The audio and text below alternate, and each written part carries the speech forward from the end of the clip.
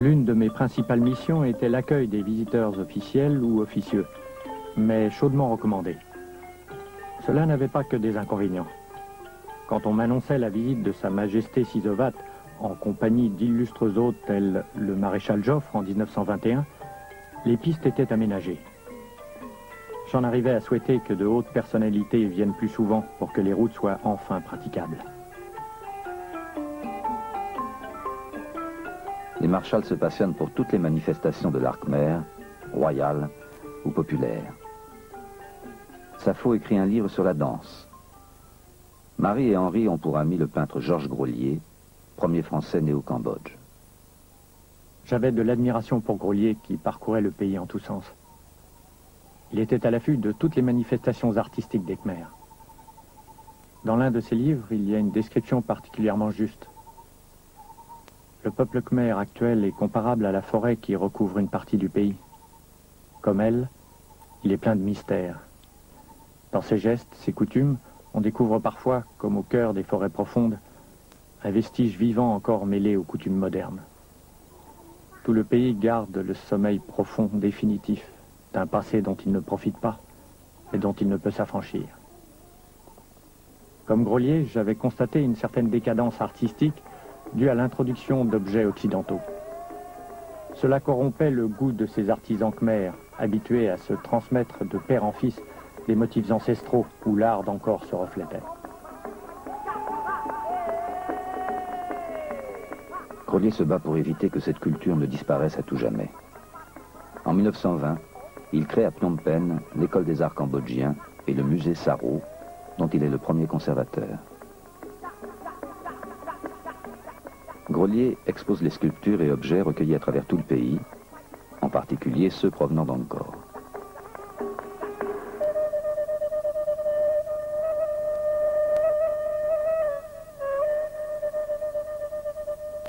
Henri Marshall continue son travail de dégagement des temples. L'école lui donne des moyens et un photographe.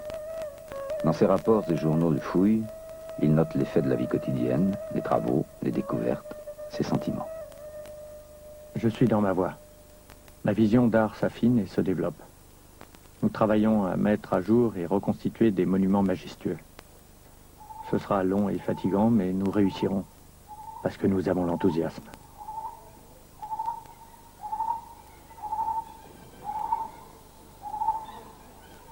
J'avais sous ma responsabilité plus d'une centaine de temples répartis sur 400 km² qu'il fallait protéger du vandalisme et du pillage.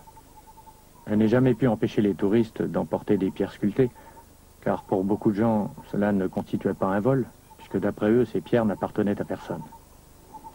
Sujet brûlant dont nous parlions souvent avec Georges Grolier.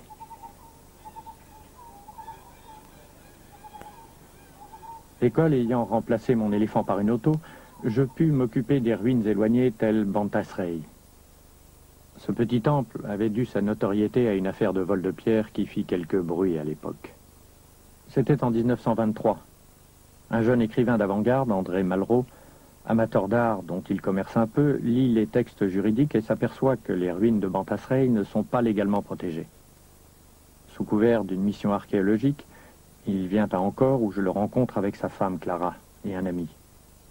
Un jour, tous trois se rendent à Bantasrey. À mon insu, ils y arrachent des sculptures à l'aide de scie et repartent en bateau pour Phnom Penh. À bord, les malles sont ouvertes, les comparses arrêtés. Georges Grolier accumule les preuves, le procès fait grand bruit. Malraux en fera la matière de son roman, La Voie royale.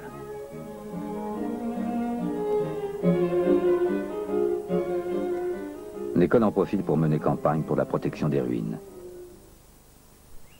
Les hommes de terrain fournissent les données aux chercheurs.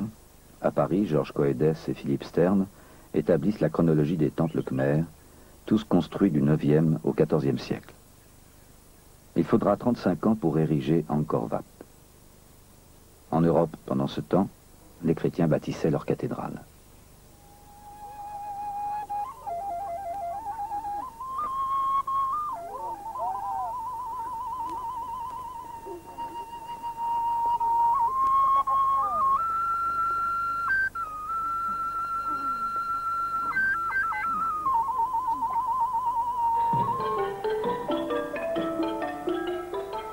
1928, le roi Monivong succède à son frère Sisovat.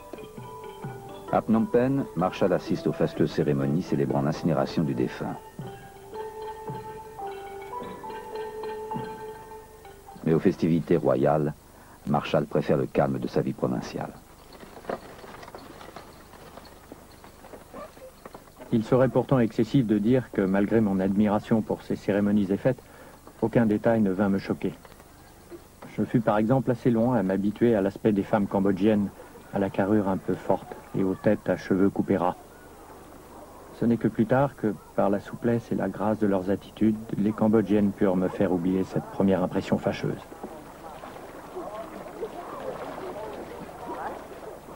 Marshall l'oublie si bien qu'il donne une sœur à sa fille Sapho, Sally, de mère cambodgienne. Sapho ayant atteint l'âge de voler de ses propres ailes, Marie, avec beaucoup d'abnégation, accueille et éduque Sally, comme si elle était sa propre fille. Après l'affaire Malraux, Marshall est de plus en plus sollicité. Pour de nombreux écrivains et artistes, Angkor devient une escale obligée, une source d'inspiration. Pierre Benoît et son roi lépreux, ou Claudel, qui n'apprécie guère les temples. Angkor est bien l'un des endroits les